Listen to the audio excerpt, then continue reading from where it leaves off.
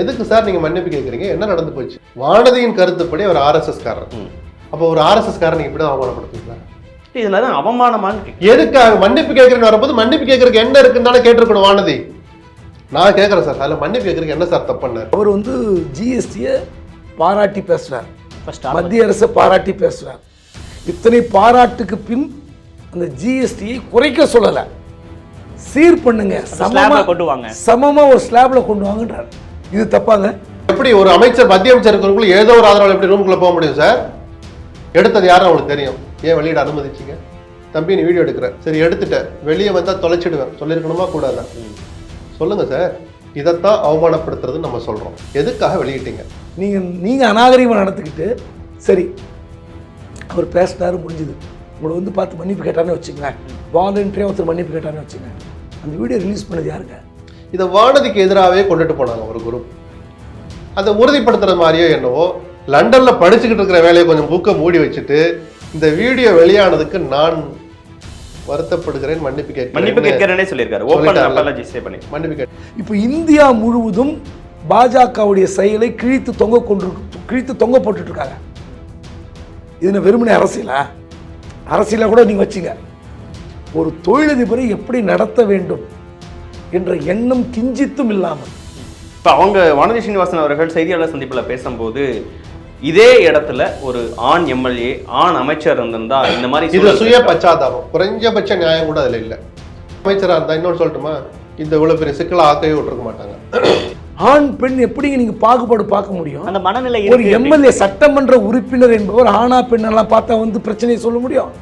வானதி சீனிவாசன் போன்ற ஒரு நீண்ட நெடிய அரசியல் பின்னணி கொண்ட ஒருவர் இப்படிப்பட்ட ஒரு அரைவேக்காட்டுத்தனமாக, இந்த வார்த்தையை சொல்றது வெக்கப்படுறேன், அரைவேக்காட்டுத்தனமான வார்த்தையை உமிழ்கிறார். இப்படிதான் உங்க மனநிலை இருக்கும், உங்களுடைய பாடி லாங்குவேஜ், ஓரல் லாங்குவேஜ் இருக்கும்னா இந்த ஜென்மத்தில் பிஜேபி தமிழ்நாட்டில் வளராது.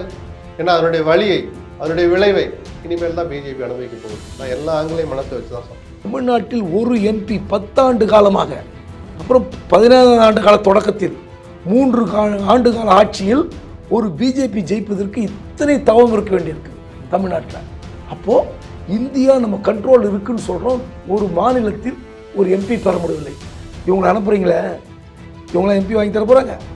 ஏற்கனவே விழுந்த ஓட்டை பெரிய இந்த ஓட்டையை நீங்கள் வந்து அடைக்க பார்க்கணுமா, இன்னும் அது பெரிதாக பார்க்கணுமா? இன்னைக்கு வானதி விளக்கம் சொல்றாங்க, நான் என்னைக்கு வந்து ஜிலேபி சாப்பிட்டேன், நான் என்னைக்கு வந்து உங்ககிட்ட காஃபி குடிச்சேன்னு கேட்குறேன். அதனுடைய நோக்கம் அது வரல, அதனுடைய அர்த்தம் அது வரல. எங்க ஊருக்காரன் தான் இவங்களே இருக்கிறாங்க, இவங்களே வந்து சாப்பிட்டாலும் அப்படிங்கிற அர்த்தத்தை கடந்து போயின்னா, அதை கடந்து போயிருந்தா அவ்வளவு பிரச்சனையே இல்லை. அதை மீடியாக்கள் எடுத்து பெருசுப்படுத்தினால பிஜேபிக்கு கெட்ட பேர் வந்துருச்சு. அதுக்கு முன்னாடி நல்ல பேர் இருந்துச்சு அவங்களுக்கு. கெட்ட பேர் ஒன்னா அவங்க பாஷைக்கு தகுந்த மாதிரி, அவங்களுடைய சித்தாந்தங்களுக்கு தகுந்த மாதிரி, அவங்களுடைய கொள்கைகளுக்கு தகுந்த மாதிரி அந்த வீடியோவை பல பேர் பல தான் பயன்படுத்திக்கிட்டாங்க. அதுல விமர்சிக்கிற மாதிரி எதுவுமே இல்லை. அப்படி கேள்வி கேட்ட சீனிவாசன் அவனை தொலைச்சிடு எப்படிலாம் பேசக்கூடாதுன்னு நிர்மலா பேசியிருந்து அந்த வீடியோ வெளியில வந்திருந்தா இதை இப்படியெல்லாம் பண்றாங்கன்னு அவர் கோவப்படலாம். நிர்மலா சீதாராமன் இந்த நிமிஷம் வரைக்கும் ரியாக்ட் பண்ணல. இந்த விஷயத்துக்கு ரியாக்ட் பண்ணல. கேள்வி கேட்ட போது கூட அவர் கேட்டாருன்னு சொல்லி முடிச்சுட்டு, சோ ரியாக்ஷன் நான் சொல்றது கோபத்தை காட்டுற மாதிரி எந்த ரியாக்ஷனும் அவங்க காட்டிக்கவே இல்லை. முன்னாடி ஒரு பேட்டி கொடுத்திருக்கிறாரு. இன்னைக்கு காலையில இருந்து அவர் தான் அடிச்சுக்கிட்டே இருந்தார். காலையில 7 மணில இருந்து கண்டினியூஸா மன்னிப்பு கேட்கணும், தவறு நடந்துச்சுன்னு. அப்படி கேட்கிற போது நீங்க என்ன சொல்லியிருக்கணும் சார்? எதுக்கு சார் நீங்க மன்னிப்பு கேட்குறீங்க? என்ன நடந்து போச்சு? அமைச்சரே நீங்க ஜனரஞ்சகமா பேசுனீங்கன்னு சொல்லி எடுத்துக்கிட்டாங்களே, இதுல மன்னிப்பு கேட்கறதுக்கு என்ன சார் இருக்கு? விட்டுருங்க சார், நான் பாத்துக்கிறேன் தான் வானதி சொல்லியிருக்கணும். இல்ல நிர்மலா சீதாராமன் அவர்கள் சங்கடப்படுற மாதிரி ஆயிடுச்சு அப்படின்னு அவர் சொல்ற போது வானதி என்ன சொல்லியிருக்கணும் தான் இப்ப நான் கேட்கிறேன். வானதி என்ன சொல்லியிருக்கணும்? இல்ல சங்கடப்படுறதுக்கு என்ன சார் இருக்கு? அமைச்சரே பேட்டி கொடுத்தாங்க, ஜனரஞ்சகமா தான் சொன்னார், நான் அப்படிதான் எடுத்துக்கிட்டேன்னு. நீங்க எதுக்கு மன்னிப்பு கேட்குறீங்க? அதெல்லாம் ஒண்ணு வேணாம். பொது மனிதராக வேற்று நபராக இருந்தா கூட இதுதான் வந்திருக்கணும். பாயிண்ட்டுக்கு மட்டும் வர்றேன். வானதியின் கருத்துப்படி அவர் ஆர்எஸ்எஸ் காரர். அப்போ ஒரு ஆர்எஸ்எஸ் காரன் இப்படிதான் அவமானப்படுத்துவீங்களா? இதுலதான் அவமானமான்னு எதுக்காக மன்னிப்பு கேட்கறேன்னு வரும்போது மன்னிப்பு கேட்கறதுக்கு என்ன இருக்குன்னு தானே கேட்டிருக்கணும் வானதி. நான் கேட்கறேன் சார், அதுல மன்னிப்பு கேட்கறதுக்கு என்ன சார் தப்புன்னாரு? அவர் சொல்ல ஃபேக்சுவல் எரர் இருந்துச்சா? 1000 விமர்சனம் வரதாசா தெரியும். அந்த நான் ஒரு வார்த்தை சொன்ன தெரியுமா, அந்த வீடியோ எடுத்து வச்சு சித்தாந்த அடிப்படையில், கொள்கை அடிப்படையில் தங்கள் விருப்பத்தின்படி அந்த வீடியோவை பயன்படுத்ததான் செய்வாங்க. பிஜேபி அந்த வேலையை தான் பண்ணும். எப்படி ஒரு அமைச்சர் மத்திய அமைச்சர் இருக்கிறவங்களுக்குள்ள ஏதோ ஒரு ஆதரவு எப்படி ரூமுக்குள்ள போக முடியும் சார்? எடுத்தது யாரும் அவங்களுக்கு தெரியும். ஏன் வெளியிட அனுமதிச்சிங்க? தம்பி நீ வீடியோ எடுக்கிற, அந்த 3 பேருக்கும் தெரியும் 4வது 5வது நிக்கிறாங்களா, எடுக்கிறது யாருன்னு. தம்பி கேமரா உள்ள வை, சொல்லியிருக்கணுமா கூடாதா? சரி எடுத்துட்ட, வெளியே வந்தா தொலைச்சிடுவேன், சொல்லியிருக்கணுமா கூடாதா? சொல்லுங்க சார். இதைத்தான் அவமானப்படுத்துறது நம்ம சொல்றோம். எதுக்காக வெளியிட்டீங்க? இதை வானதிக்கு எதிராகவே கொண்டுட்டு போனாங்க ஒரு குரூப். அதை உறுதிப்படுத்துற மாதிரியோ என்னவோ லண்டன்ல படிச்சுக்கிட்டு இருக்கிற வேலையை கொஞ்சம் புக்கை மூடி வச்சுட்டு இந்த வீடியோ வெளியானதுக்கு நான் வருத்தப்படுகிறேன், மன்னிப்பு கேட்கிறேனே சொல்லியிருக்காரு. ஓபன் அப்பாலஜிஸே பண்ணி மன்னிப்பு கேட்டார்ல. இப்படி ஓடோடி வந்து மன்னிப்பு கேட்டதுலேயே அரசியல் இருக்குன்னு இன்னைக்கு பிஜேபி வட்டாரத்தில் ஒரு தகவல். எதுக்காக ஒரு மன்னிப்பு கேட்கணும்? இல்ல வீடியோ வெளியிட்டது வானதி சீனிவாசன் அவர்கள் இல்ல, ஆதரவாளர்கள். நான் தடுத்திருக்கலாம் தானே சொல்றேன். வீடியோ எடுக்கிற போது உங்களுக்கு தெரியுது அந்த ரூம் பெரிய நெருக்கடி நிறைந்த ரூமா? சொல்லுங்க சார், ஒரு மத்திய அமைச்சர் ரூம்ல அத்தனை பேர் போயிட முடியுமா? இப்ப வீடியோ வெளிவிட்டதற்கான காரணம் என்னன்னு நினைக்கிறீங்க? ஏன்னா அதை சமாளிக்கிறதா இவங்க நினைச்சு விட்டாங்க, அது பூமராங் ஆயிடுச்சு. ஏதோ அதுல பிஜேபிக்கு கெட்ட பேர் வந்துட்ட மாதிரியும், இல்ல அந்த தப்பு பண்ணவரே வந்து மன்னிப்பு கேட்டாரு அப்படின்னு சரிசமமா ஆயிடுச்சு, ஈக்குவலைஸ் பண்ணியாச்சு. ஒரு தொழிலதிபரை அசிங்கப்படுத்திட்டாங்க, கோவை மக்களையே அசிங்கப்படுத்திட்டாங்க. அதனாலதான் பூமராங்கிற வார்த்தை யூஸ் பண்ணேன். இவங்க நினைச்சு வெளியிட்டது வேற, அது திரும்பவும் இன்னொரு நெகட்டிவா தான் போயிடுச்சு. இப்ப அவங்க வானதி சீனிவாசன் அவர்கள் செய்தியாளர் சந்திப்புல பேசும்போது இதே இடத்துல ஒரு ஆண் எம்எல்ஏ, ஆண் அமைச்சர் இருந்திருந்தா இந்த மாதிரி சுய பச்சாதாபம், குறைஞ்சபட்ச நியாயம் கூட அதுல இல்ல. ஆண் இருந்து நடந்திருந்தாலும் தப்பு தான் புரியுதுங்களா? இதுல ஆண் பெண்ணுக்கு என்ன சார் எனக்கு புரியலையே. அது ஒரு ஆண் அமைச்சரா இருந்தா, இன்னொன்று சொல்லட்டுமா, இந்த இவ்வளவு பெரிய சிக்கலை ஆக்கவே விட்டுருக்க மாட்டாங்க. இப்படிதான் உங்க மனநிலை இருக்கும், உங்களுடைய பாடி லாங்குவேஜ், ஓரல் லாங்குவேஜ் இருக்கும்னா இந்த ஜென்மத்துல பிஜேபி தமிழ்நாட்டில் வளராது. ஏன்னா அதனுடைய வழியை, அதனுடைய விளைவை இனிமேல் தான் பிஜேபி அனுபவிக்க போகுது. நான் எல்லா ஆங்கிலையும் மனசுல வச்சுதான் சொல்றேன். ஓஹோ, நீ இந்த பிரச்சனையை முன்னாடி சொன்னியா, இன்னைக்கு ராத்திரி ஒன்று மன்னிப்பு கேட்க வைக்கிறேன்னு முடிவு எடுத்திருந்தால் அது எத்தனை முட்டாள்தனமான செயலோ அப்படித்தான். நீங்க அந்த இடத்திலே கடந்து போக வேண்டிய ஒரு செயலை நீங்க 2 நாட்கள் மீடியால இன்னைக்கெல்லாம் கொண்டு எடுத்துட்டு இருக்கு. ராகுல் காந்தி மட்டுமல்ல, உலகம் பூரா பாஜகவுடைய செயலை வந்து சந்தி சிரித்து கொண்டிருக்கிறது.